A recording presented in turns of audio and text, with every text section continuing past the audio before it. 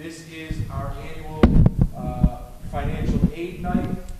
We're very lucky to have Ms. Gail Holt, who's been with us for a few years now, by day, and I'm sure many nights as well. Gail is the Dean of Financial Aid at Amherst College, but she's here tonight to represent MEFA, which is the Massachusetts Educational Financing Authority, to talk to you folks about the financial aid process.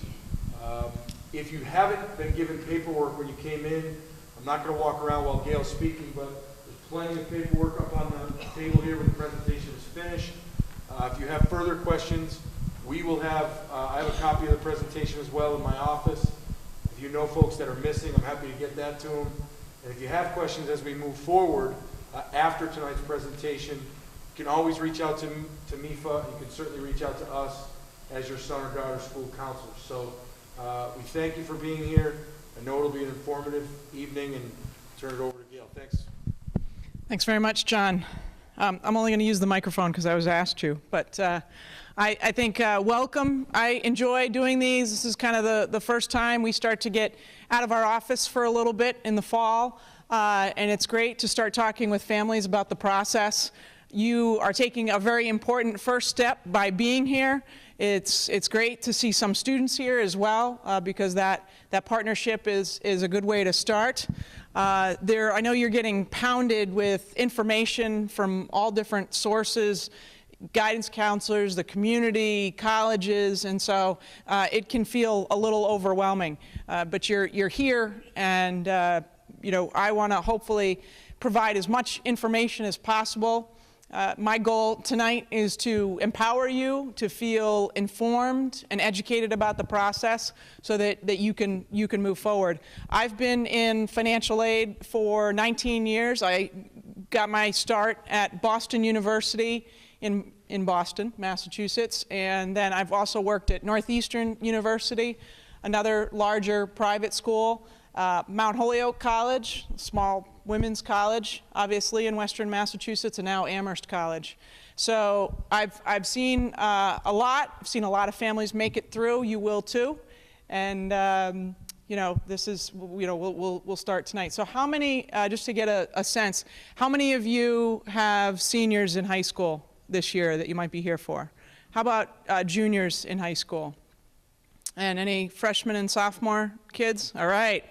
So it's great that you're getting a head start, trying to see what the landscape looks like, and we'll be there before we know it. So how many of you have heard of MEFA before? Just a couple of you. So MEFA is the Massachusetts Educational Financing Authority. They're a nonprofit organization, kind of quasi-state authority, but they really have an education-related mission. They do a lot of outreach in the community, and it's great for folks like me to partner up with them because they do all the heavy lifting and making sure that this presentation is high quality. They reach out and work with the guidance community in all of our communities, and they do kind of the legwork that I can't do, but then they use the resources in the financial aid community to get really high quality presenters out and folks who are doing this work on a daily basis. So it's a real good opportunity. They also have a lot of great resources online.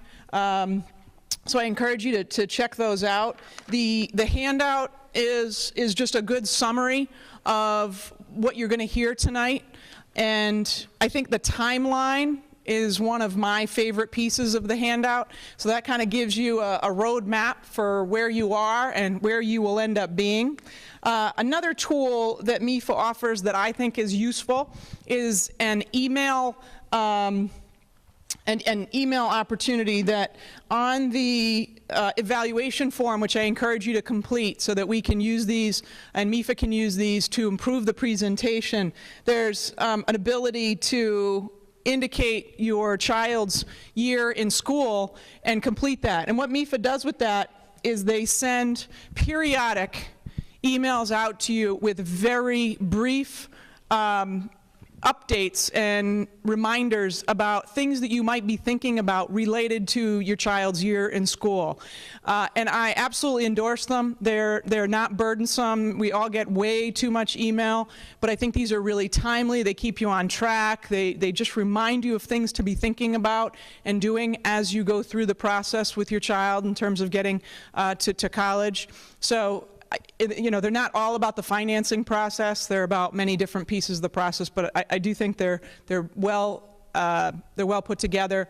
And they're good resources. So you absolutely can do this. I know it's intimidating, and I know there's a lot of myths out there, and if you have questions about things that you've heard from neighbors or friends or others, then feel free to kind of stop me and as we go along, because the most important thing tonight is that you leave here feeling like you gained something in terms of information about the process. So this is what we're going to cover tonight. We're going to talk about the different types and sources of financial aid so that you know what's out there. We're going to talk a little bit about, well, or more than a little bit about the process so that you feel that you've got an idea of how you're going to start down this and what you're going to do to make this happen. We're going to talk about the decisions that we make on the financial aid side so that you understand where we're coming from and you'll be more empowered and educated to manage that system. And then, of course, we're going to talk about free resources. There are a lot out there, and we want to make sure that you know where they are. So what is financial aid? I'm going to start with something that's important to me. I think that this is a good time for you to, you know, before any of the applications or decisions have come back, it's a good time to open up the communication between you and your child. It's important to set expectations. I often hear, you know, too often parents talking about schools that students should or shouldn't apply to, and oftentimes some of that distinction is based on cost. And now is not the time to be making decisions about cost. I'm not telling you that that won't come, because it probably may.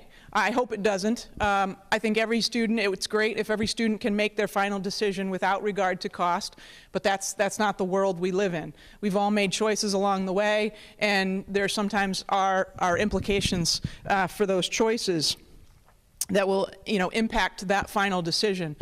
But what is important is that your student, your child, has a realistic expectation of where this process needs to go. So if you set those expectations and they're clear on that, then when they get to the end and they're making their choice, you don't have to be the bad guy, we don't have to be the bad guy.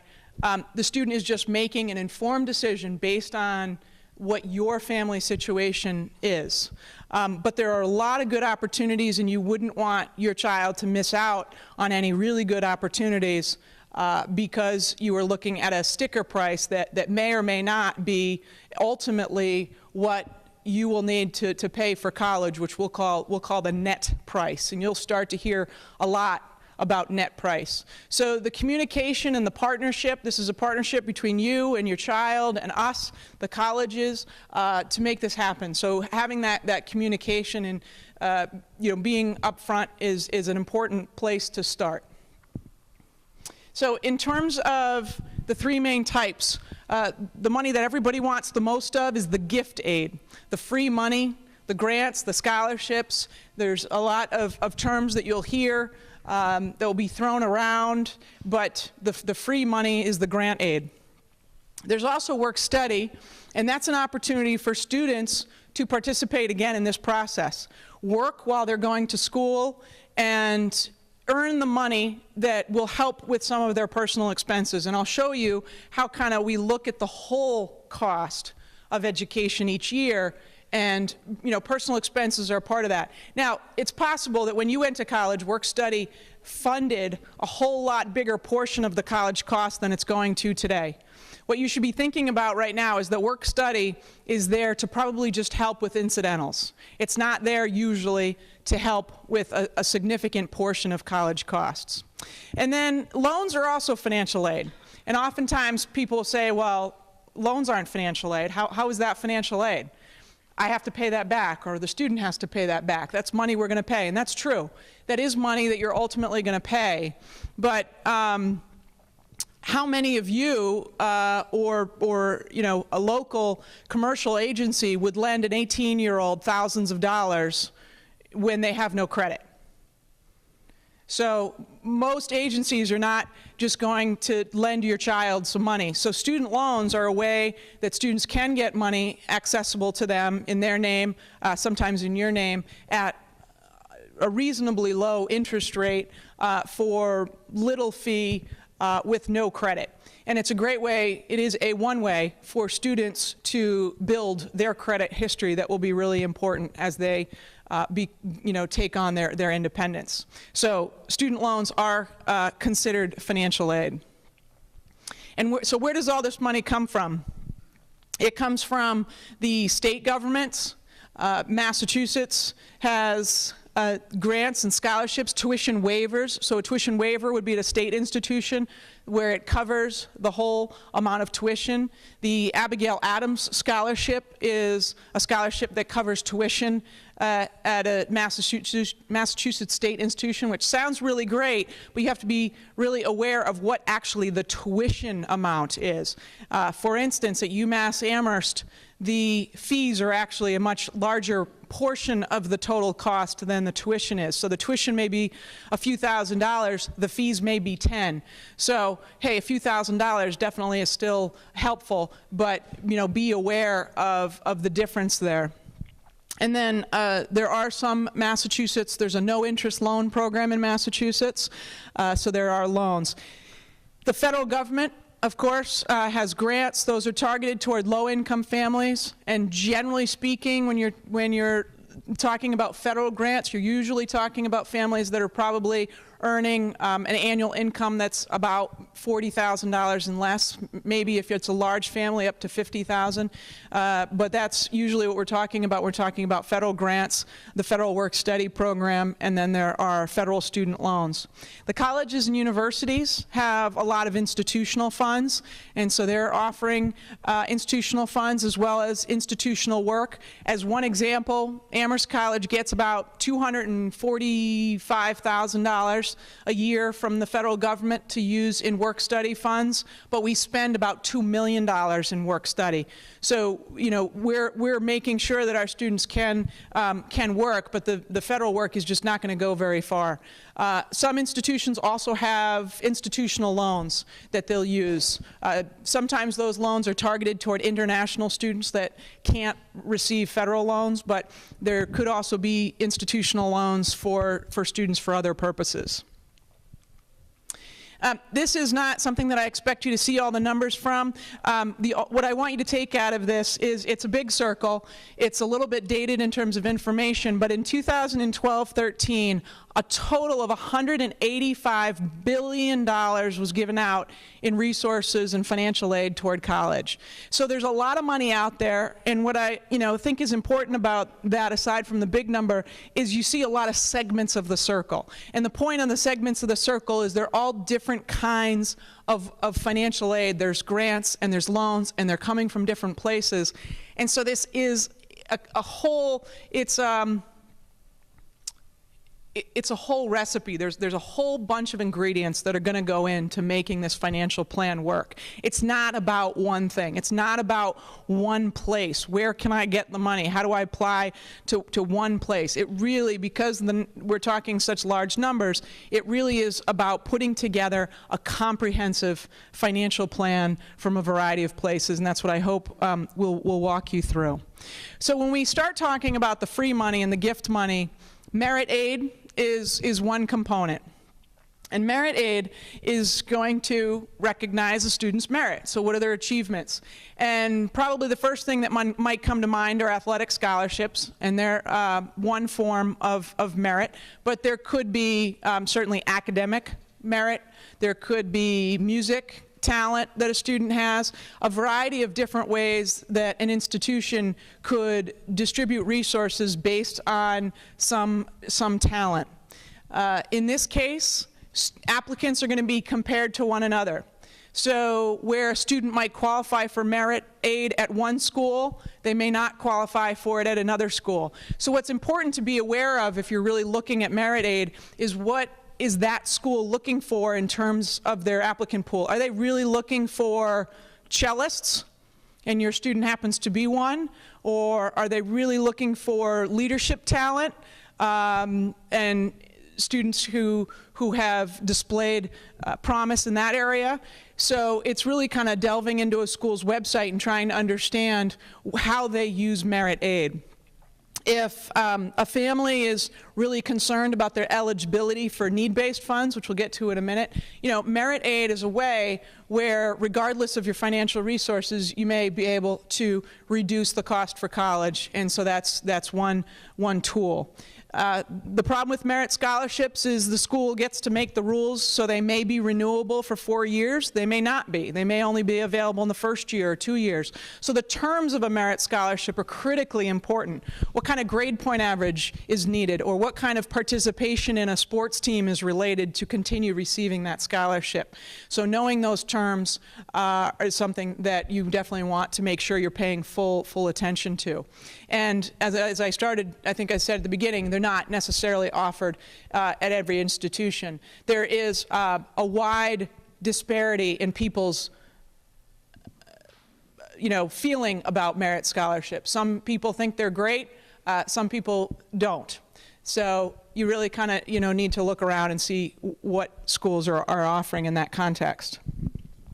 Now, need-based aid is based on the premise that a school is going to determine your ability to contribute to school. And this is probably where the majority of resources are given out. The federal government, it's all going to be need-based aid.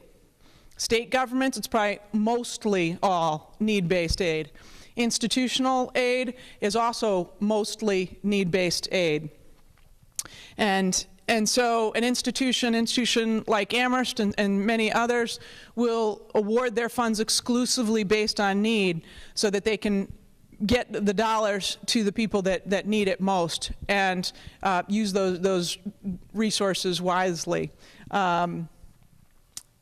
The eligibility is based on a standardized formula. So if they're federal grants, it's going to be based on a federal formula. And if it's institutional grants, then the schools may have their own tools and their own assessments for how they determine that need. This is the part that gets really complicated for you, because you're putting down your information and you're providing to the school your income information. You're saying, well, everything I put down is exactly the same. So how is it that I'm going to get a different assessment from different schools based on what I need and those same numbers? The reality is that the underlying formula is kind of the foundation. And the bells and whistles, so to speak, that institutions put on that formula are really going to be reflective of what resources that institution has available to them. So the more wealthy institutions are going to be able to offer more, and institutions that don't necessarily have that same wealth are probably going to really need to keep their assessment, really low. And then we'll get a little bit further into how schools will actually offer funds to assist. Even with need-based aid, there is likely to be, a GPA requirement to maintain that. The federal requirements, federal guidelines, if you're receiving federal aid, require that a student be making academic progress toward their degree. So you can't just keep receiving aid without making that progress, both qualitatively based on GPA and also quantitatively based on how many credits a student earns each year. So all that is really important. So now we're going to shift. Does anybody have questions on what I've said so far? It's been that clear. Yeah. Yes. When you say federal, when you say state, when you say private, that's all taken from the one aspect of FAFSA application, or is it actually different officers do for each and every? Right. Good question, and we'll start to hit on it. But our goal is that you would complete, as close to one application as possible, and then the school is going to try to offer all of the assistance that they possibly can in one communication. The exception to that will be outside scholarships. And I think I didn't hit on that in terms of a source, but that is an important source, so thank you for reminding me. In terms of outside scholarship agencies that are not the institution. So they could be community groups, they could be professional organizations from parents, they could be religious organizations. So all of those sources are considered external or outside scholarships. So the first thing I would do is certainly check the schools in the guidance office website in terms of listings of scholarships and keep monitoring that. Another really great resource in Western Massachusetts is the Community Foundation of Western Massachusetts.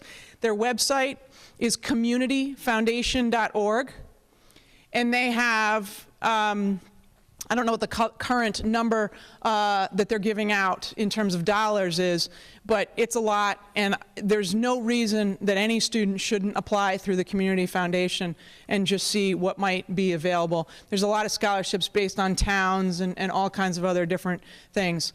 And I started down that track because they would have their own process. But other than that, as we talk about the process for the application here in these next few slides, the idea is that you're getting back a financial aid package that includes resources from hopefully as many places as possible: the federal government, the state government, and the institution. Sound good? Yes?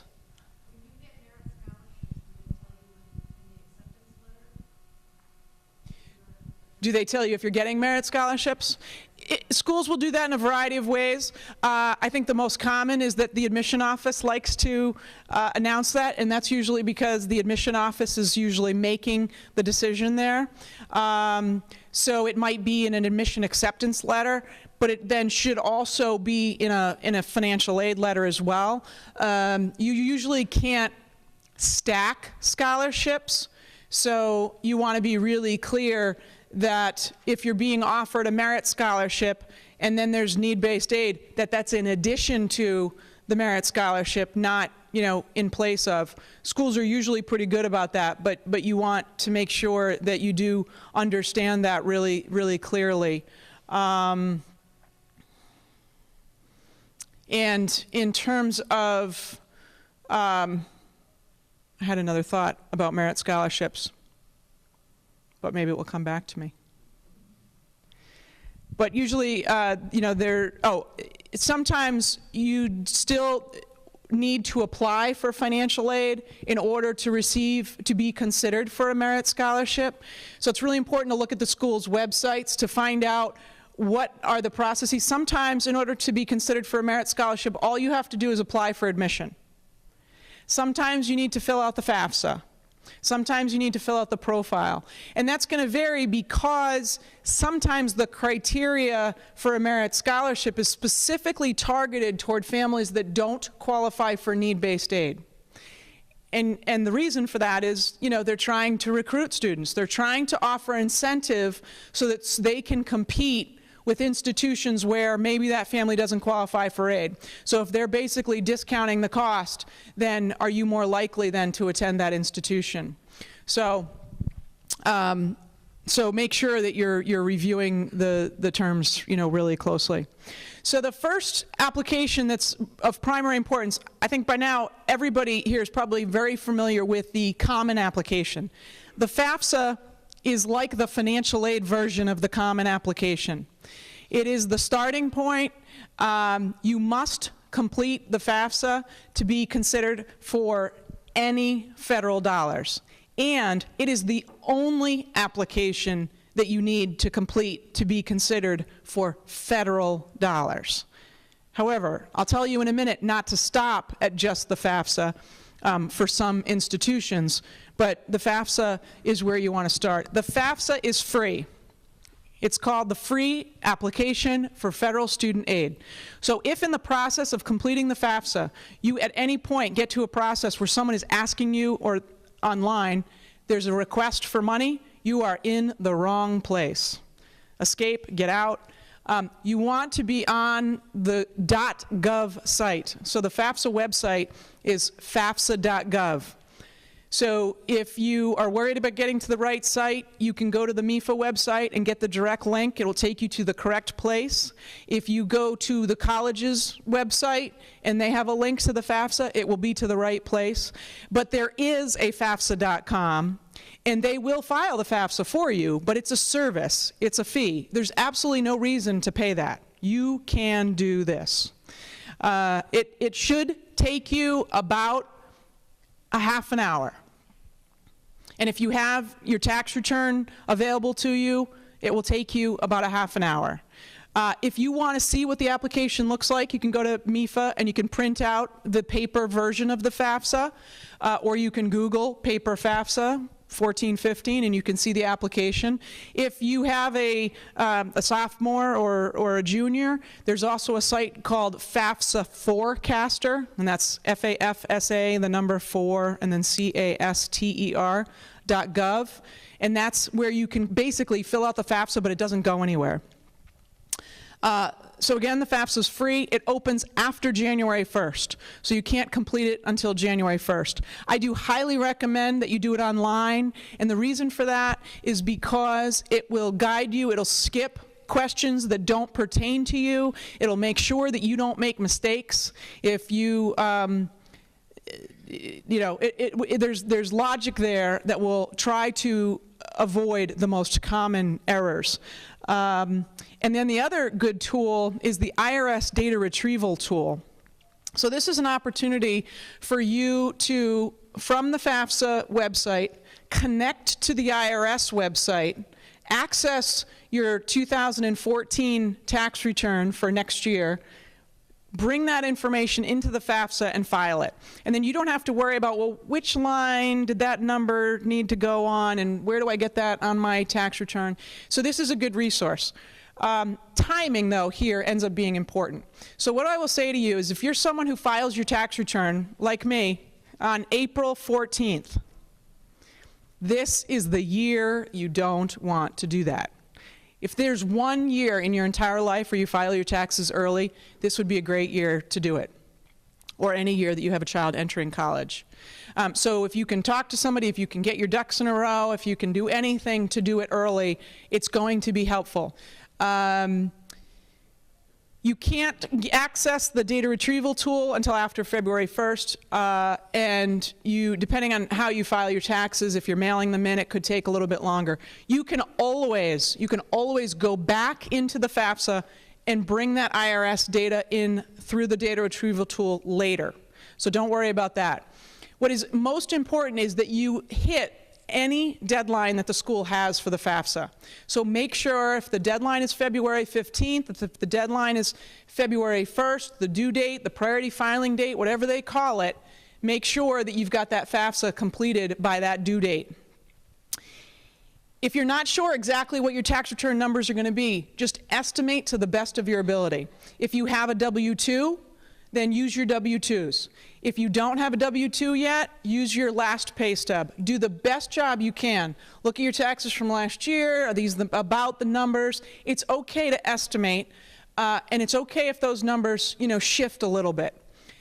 If you forget about a $20,000 bonus, that could change things a little bit, but usually that's not so common.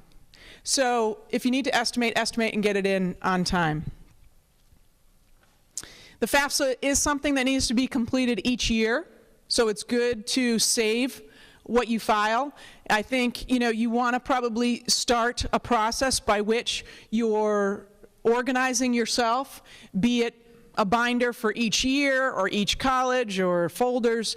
Have some system where you're keeping track of the information that you're submitting, and you have that source document for what you put. Because if a financial aid administrator calls you on March 23rd and says, okay, so under untaxed income you put $2,430. What was that? You want to be able to tell them. So make sure you know what you've put on those forms so that you can answer any questions. And it makes filing the next year really important. When you file the FAFSA, you can put up to 10 schools at a time. You can enter 10 schools on the website. And if you're applying to more than 10 schools, you can add more later by taking schools off. But only the schools that are on the application at that time are going to get the data. Schools get the data electronically. There is the signature process is also electronic, so the student will and the parents will set up a password. There has been a PIN system that if you've got older children you may know, and the PIN system is a personal identification number that's 4 digits long, and it is your signature. It is important to keep that handy and close to you, because it's also a way that you can sign and the student can sign promissory notes. I think they're moving away from that PIN system to more of a password system, so just pay attention to the data that and then the instructions that you're getting there. What kind of information are you going to include on the FAFSA? You're going to include information from both the parents and students. Who's considered a parent? The biological or adoptive parents of the student are both on the FAFSA. So if a student's biological or adoptive parents are living together, regardless of their marital status, those are the parents that are included. If parents are divorced or separated, then the parent with whom the child lives with, for financial aid purposes, is considered the custodial parent, and that's the parent's information that's reported on the FAFSA. And for FAFSA purposes, the non-custodial parent is not included anywhere on the application for the FAFSA. The parent that is reporting information will report information about income, assets, limited assets, not all assets, household size, number in college, those types of that type of information. In the federal world, your home is not an asset, so that's could be a helpful thing. And in the financial aid world, consumer debt is not a liability. So consumer debt information is not included. Retirement assets are not considered assets either. So you don't have to worry about reporting information that you have in retirement. Life insurance is not an asset, and family businesses, if they are small family-owned businesses with less than 100 employees, then they're not considered an asset for the federal purposes and in terms of completing the FAFSA. Now, I'll tell you that a little bit differently in a minute. Any questions about the FAFSA? Excellent. Yes?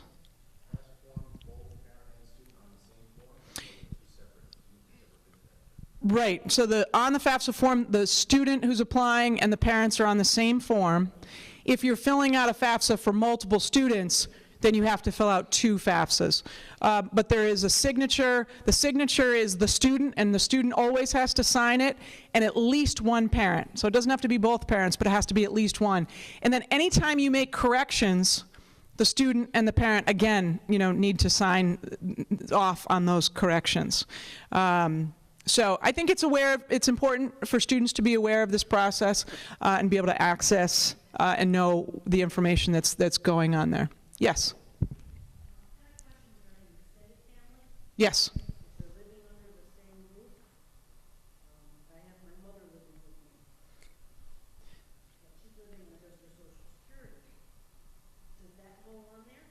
So the question's about extended family and who's considered in the household. So when there's a question about who is living in your household, the question is about who lives in the student's household and who the parents who are completing the form are supporting at least half, providing at least half of their support during the whole year. From the financial aid and the FAFSA year is July 1st through June 30th.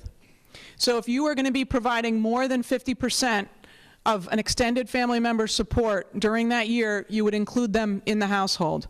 In many cases, you may also be claiming that person on your tax return, so that's easy. If you're not claiming them on your tax return, it's possible that a school may, ask you to provide a little bit more documentation about how are you supporting them more than 50% and why are they not on your tax return, and you may have a very good answer, and that's totally fine. but just be ready to answer that if that happens to be the case. But certainly, grandparents and the like are a common situation these days in terms of being included in the household. All right, we'll keep going. All right, so the FAFSA is the first application, and the FAFSA is great at determining eligibility for federal financial aid, and that's about where it ends. Institutions that have more of their own dollars to give out, institutional funds, usually find that using the federal system isn't sufficient. And so if you think about if the FAFSA is like the Common App, then the profile, which is a college board application, is like the supplement. So some schools will accept a student applying through the Common App, but say, well, but we want a little bit more information about the student. Who is the student? We want a supplement. We want the essay. And so the profile is that essay. It digs a little deeper. It gets a little bit more specific with income information. And it really does include some information that the bottom line is, for political reasons, the FAFSA has not included. Because a family that owns a home and a family that doesn't own a home, they're fundamentally different in, number one, how much of their income is going toward that resource, and what that means in terms of their long-term ability to absorb the cost of college is. So the profile application comes from the College Board. Unfortunately, the profile application is not free for everybody. There are families that will qualify automatically for a waiver, so it may be free based on your income and asset situation. And some high schools or colleges may have fee waivers if you're worried about your ability to pay for the profile. But the profile, it does cost $25 for the first application, and then the subsequent applications are $16. And you do apply online for the profile. You can only apply online. There is not a paper version of the profile. So get online and get that completed. And there may be additional pieces required depending on your personal situation. So if there's a divorce, then the non-custodial parent, for financial aid purposes, the parent that the student's not living with, would need to complete a version of the profile for themselves. If parents own a business, there may be some additional information that will be needed. And if if you want to get a little bit more information about the profile, you can certainly go to, again, MIFA. Now, how does the timing work on these applications? These applications are happening concurrently to the admission process. So don't wait. Don't say, okay, well, we'll just wait until Sally gets admitted to the schools and then we'll go fill out the financial aid. Don't do that. You want to be aware of what the deadlines are up front. So if it helps to kind of create a chart of deadlines, then you can do that. There also used to be, I guess they revised this, some tools on this in terms of collecting PINs and passwords and things, because all this is online. So again, it's that organizational system of making sure you know what the logins are and things like that. So the profile is not required by every college, but you do want to know what colleges do require it in your list. So have your son or your daughter go through their college list and go to the financial aid website, how to apply, first-year students, and really, make a list of who requires what. All right, any questions about the profile right now? Okay. So after you receive, you apply. As I said, the schools get the information electronically. With the FAFSA, you do get a student aid report that gives you a summary back of what you submitted. In the profile, you get an acknowledgement. If you've got any special circumstances, you absolutely want to be in touch with the aid offices. You can write a letter. You can send that in, email it, mail it. Some schools might come back with some additional information that they need. It's called verification sometimes. Sometimes the family might be selected for this verification process through the federal, Department of Education. And, it doesn't mean that anything was wrong. It just means that some additional, if the federal government's giving away, millions and billions of dollars in federal Pell Grant, then they need to be able to justify to taxpayers that that money is going to the right hands. And so they're going to, verify some additional items for people. So that may be collection of your tax information, which is why if you use the data retrieval tool, you've gotten that information directly from the IRS and you get to skip that process. If you don't use the data retrieval tool, you could be asked for a tax transcript directly from the IRS, so that's an extra step. You may be asked to fill out some worksheets that kind of verify your household information or some other things. So just respond to those as quickly as you can. And usually if an application is complete, a school will not create a financial aid package, and so they keep giving out money, so you want to make sure that you're paying attention to those deadlines. So when people think about the cost of college, they absolutely think about tuition and they think about room and board. But when we're looking at what the cost is to determine eligibility for financial aid, we're including all of the expenses that a student would incur for that 1 year to be a student. So that's going to include personal expenses, it's going to include transportation to and from the college. Usually that transportation is going to be 2 round trips per year. So if you go to a local college, it might be not much, but if you go to a college in California, it might be more than that. So from the cost of education or cost of attendance, the school is going to calculate an expected or an estimated family contribution. And that family contribution is an assessment of, it's not an assessment of what you can pay this year, but it is an assessment of what you could absorb in terms of financing college over a period of time. So the idea is that a portion of that family contribution comes from savings, a portion comes from your current income, and a portion comes from your future income. So it's kind of like what you were thinking when you were maybe buying your first home or your only home. It was probably the biggest purchase, of your life, and this is probably either going to be surpass that or it's going to be the second biggest purchase of your life. But you saved up for a deposit, you use your current income to pay your mortgage, and you're borrowing, using that mortgage to spread that cost out over several years.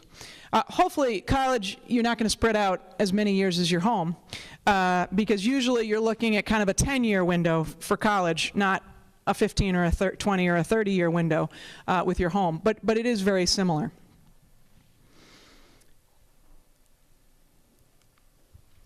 Okay, so one of the most common myths that I hear repeated is the idea of saving.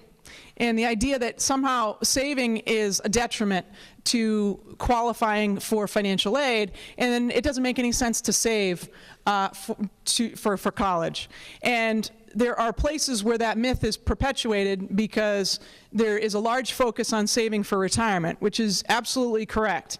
And you'll often hear, well, there's not a social system to help you for retirement, but there is a financial aid system to help you for college. And that is absolutely true. But the point I want to get across is that in terms of assets, it's still important to save. It will still reduce your overall cost for college if you've got savings versus having to borrow.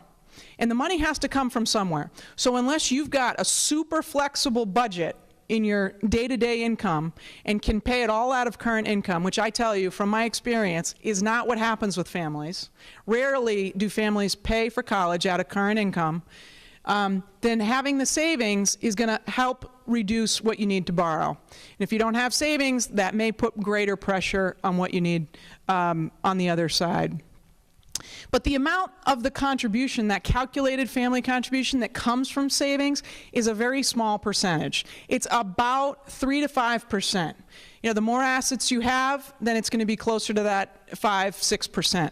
But it is always going to be much better. I love this slide because the point here is if you were family A, family B, or family C, even if you knew you were going to get less financial aid, would you rather be family A and get more financial aid and have no assets, or would you rather be family C and have $150,000 in assets and get, $5,600 less in financial aid, right? Because you still have a whole lot of money. So it's always better to have that savings. So if you've saved, even if it's been a little bit, good job. It will give you just a little bit of flexibility, or a lot of flexibility, depending on how much you've saved, to make choices. Because the choice that you don't want to make at the end of the day is, how much am I going to have to borrow to go to this college versus this college, and then having to make choices based on that. If you can make some decisions about utilizing that savings, then that's always a good way to go.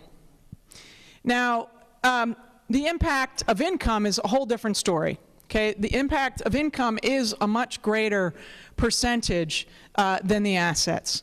So the reason here is that the whole premise of financial aid in determining families' ability is to level the playing field. So it's not about what you can afford, it's not about what you have at the end of the month, or what you can write a check for. It's about the family that has the least or no discretion in how they spend their income. A family that's making $30,000, $40,000 is going to have virtually very little discretion in how they use that income beyond basic necessities and choices about, their transportation and their housing and their, sustenance. So as families' income rises, you have increasingly greater choice. And so the financial aid system is trying to take out that choice in determining people's eligibility for financial aid. So the greater resource you have in terms of your income, the less you're going to qualify for in terms of financial aid, or the more, another way to put it, the more your family contribution will be. So here's the formula: cost of attendance minus family contribution equals financial aid eligibility. So how do you know what your family contribution is going to be if you haven't applied yet? The first step would be to go to a college's net price calculator. Every single college has to have a place on their website where you can get a net price calculation. So it is supposed to be about 2 to 3 clicks from their main site. But given the navigation of many websites, what I would say is go to a college's website, go to the top right search bar, and type in net price calculator. And hopefully you get there. Some of them are really simple, some of them are a little bit more complex. It's going to vary by school, but it should give you an idea of what you might qualify for in terms of grants, and thus what you might need to pay at that given school. Do that a few different places and see if you get somewhat consistent results. And if you're applying to like schools, like if you do it across, a few private schools or a few public schools, see if you get that consistency.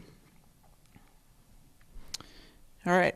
So my goal here is to keep us around an hour. So I'm going to start moving because I know your time is valuable. But I will say I'll stay as long as you want me to stay. And I think I didn't say at the beginning that I have business cards, and I am always happy to answer anybody's questions as you go through this process, because I want you to feel empowered. So the way the formula works is the cost of attendance minus your family contribution is the eligibility. So what you see here is you see 4 different colleges, A through D, and they all have different price tags. So at a really low cost college, if the cost is low and your family contribution is more than that cost, then there's not going to be any eligibility for financial aid.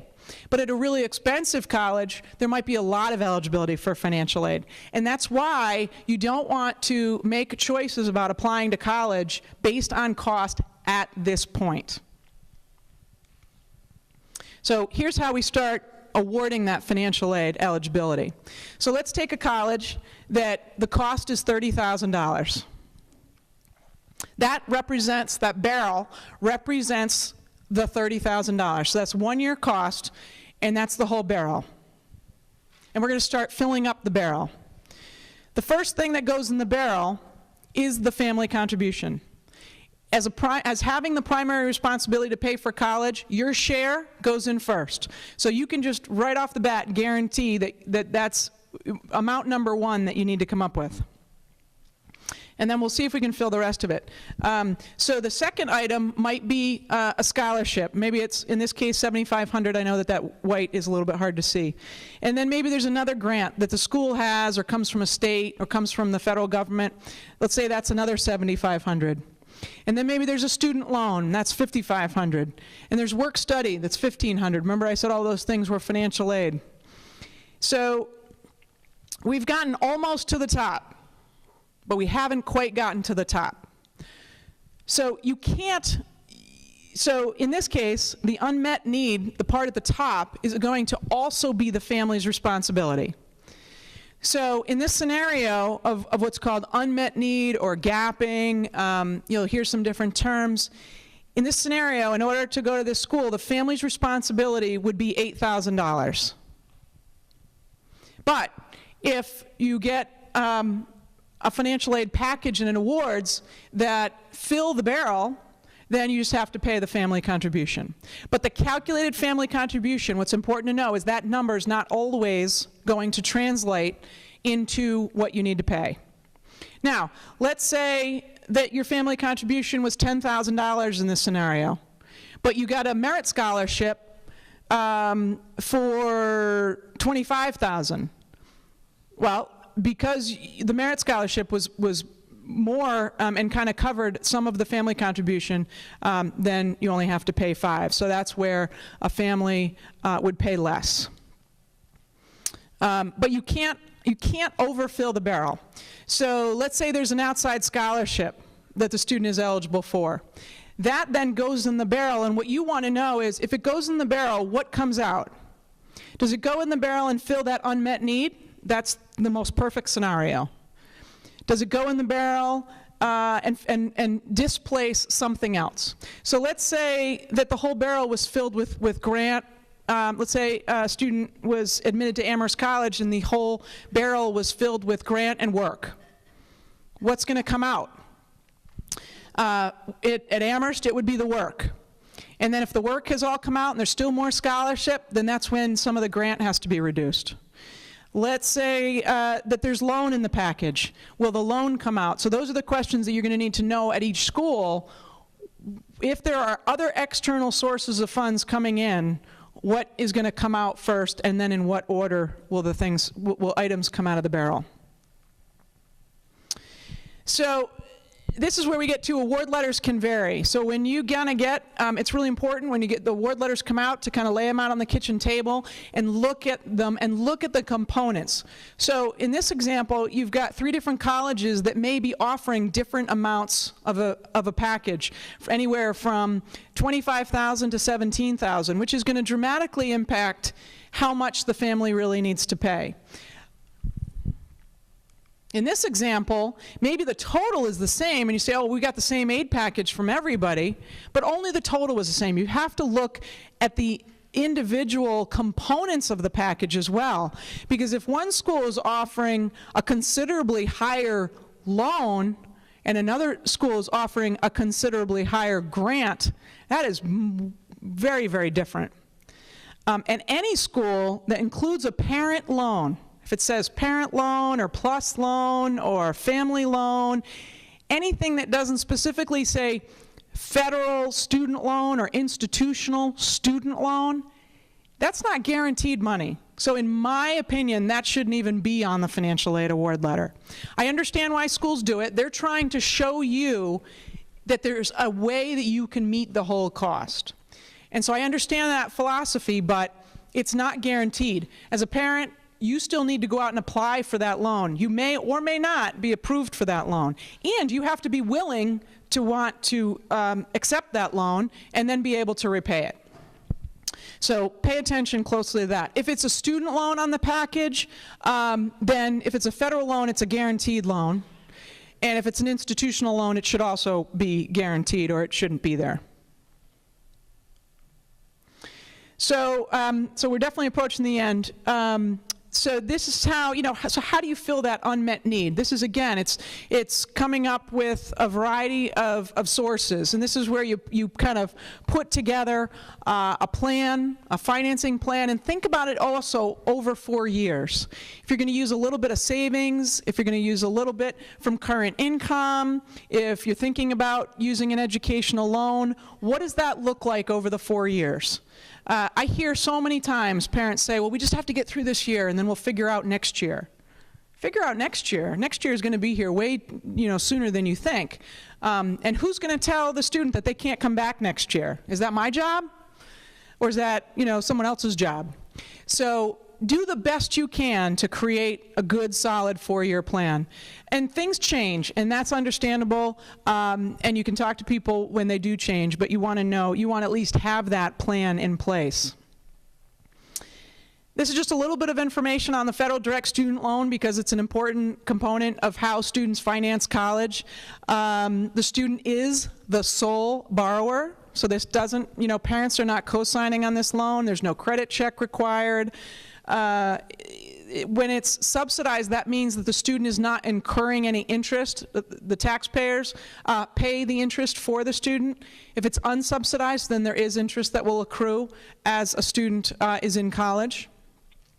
There are limits, so you can't just borrow whatever you want, because the idea is to help students limit their borrowing. The maximum that a student can borrow in terms of their undergraduate subsidized loan would be $23,000 over 4 years. And each year there's a limit. It starts as a first-year student, it would start at $3,500.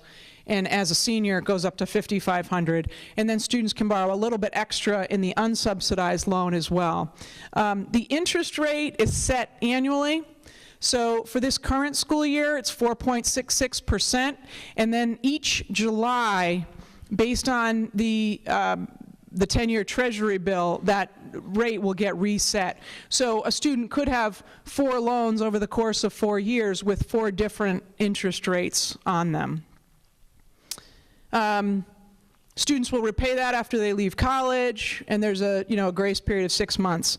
And certainly can answer any other questions you have about that, but usually you get more information about the loans when you get a little bit down in the process. Again, in terms of free resources, if you are just form phobic and the thought of completing the FAFSA just really scares you, there's a great resource in Massachusetts called FAFSA Day. And FAFSA Day is the last Sunday in January at many locations. There are 30 locations across Massachusetts. In Western Massachusetts, you'll find FAFSA Day at, I believe this year, still AIC, Holyoke Community College, Amherst Regional. The Amherst Regional is a Thursday night. But if you go to the website, the FAFSAday.org website, you can see all the locations and see all the information. What's great about FAFSA Day are the financial aid professionals that come out and volunteer their time to walk you through. So you may go to a site that has computer access, or you may go to a site that kind of walks you through step by step on a paper form, but there are multiple volunteers there who you're not going to have access to that many different financial aid professionals in any other setting, so it really is a great resource. And even if you've already completed the form and just have some questions, you can go and ask those questions and then leave.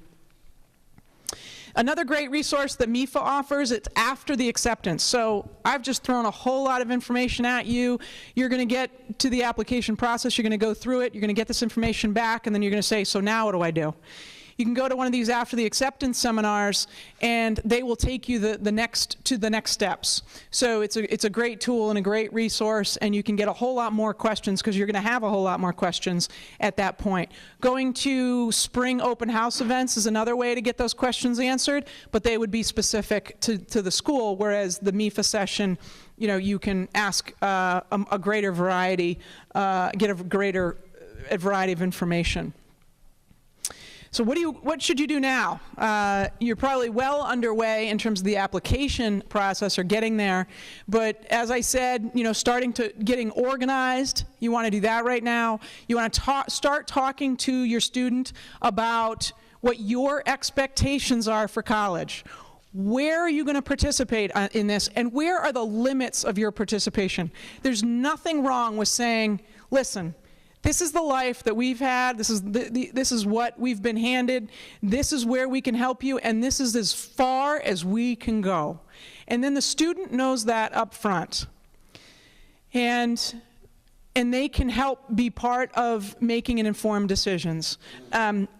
Without a doubt, every single year, I have at least one student that comes to me in either the third week in September or the second week in January and tells me, well, my parents can't help me anymore. They kind of got me through the first semester, the first year, but they can't help me anymore.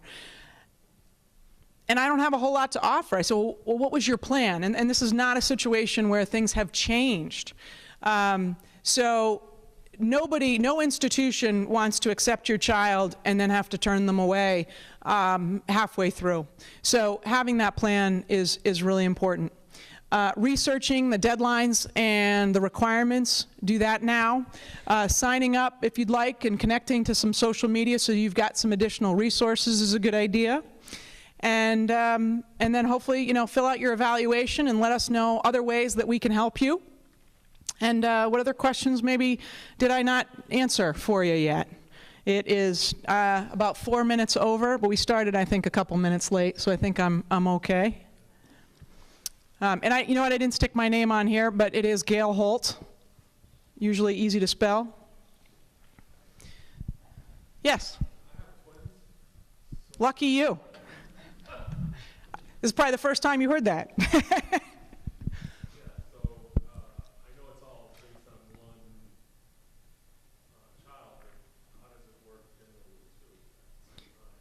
Right. So with two students, the question is, how does it work if you have two students in college at the same time? So if you have two students in college at the same time, from a federal perspective, your family contribution just gets divided by the number in college. So if you've got two, it's in half. However, for institutional purposes, that felt really discrepant. It didn't feel fair that a family who had 4 years of college would pay half of what somebody who had to pay college over 8 years would pay, right? So for usually institutional methodology, it's not quite a 50-50 split. It's usually about maybe a 60% for each of your family contribution for each student. So it's definitely discounted in the sense that your family contribution is less if you have two students in college at the same time, but it's also really hard to do that twice in a short amount of time. It's absolutely a cash flow issue. But if you've got to pay a full family contribution for 8 years, like I will, that's going to be painful in its own right. It's all painful, so nobody gets off easy. What other, yes, question? So, if you have a 529 on both your children, but only one's going to go to college next year, are those two assets considered one asset? Even though, you've identified one for this other child, but it's still considered a total asset? Right, so the question's about 529s when you have multiple children. If you're filling out the profile application, it's going to ask you for assets that are in your name, assets that are in your child's name, and it depends on who the owner is. If the parent is the owner of the 529, then it's going to get reported as a parent asset for both. But again, it's a small percentage, so that's okay. If the student is the owner, which is less common, then for profile purposes, it would be considered a student asset, but on the FAFSA, it's still considered a parent asset. And that is a favorable, treatment in that regard. But in terms of parent ownership, which is the more common scenario, it would just get treated as a parent asset across the board. And so that's the best way to look at it. Follow up, yep. Post 9/11 GI Bill, when and where does that fit in the process? Is that something that I tell the school up front, or do we wait to see what we get and then tell them? Because that's part of the family contribution, right? So the post 9/11 GI Bill, not necessarily. I would definitely be in touch with the school about that on the front end, because if the school participates in the Yellow Ribbon program, then they're going to be matching some dollars, and you want that all offered and put into the financial aid package up front. So, and if there's other questions, I'd be happy to answer them after this. Yes? No, not really. I mean, obviously it's there for college, but it's a portion that ends up in the family contribution. So how you spread out the 529 resource is part of your overall financing plan. So it is not considered a direct resource, which is I think what you're asking. The 529 plan is part of the savings and would get assessed at that lower rate. So again, it's really a valuable tool to save, whether you've saved in a 529 or other ways for college. Savings is a good thing, and it's going to help you in the long run make college less costly and more affordable. Question in the back. Are merit scholarships reduced by family government and the barrel analogy? Are they reduced?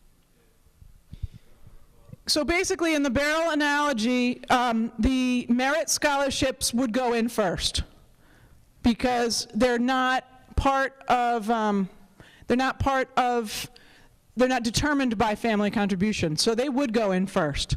And sometimes students would, sometimes students qualify for additional aid beyond the merit scholarship. So let's say that the merit scholarship was $5,000 and the cost was $30,000. Then the family contribution would go in, and then the school would offer any other resources that the student might be eligible for. So you can receive need-based aid on top of merit aid. You just usually can't receive, multiple merit awards kind of stacked on top of each other, typically. Other questions? I definitely thank you for coming out. I know all our schedules are pretty busy, and if you've got more questions, I'll be happy to answer them. And I encourage you to take my card, leave the evaluation, and thanks for coming.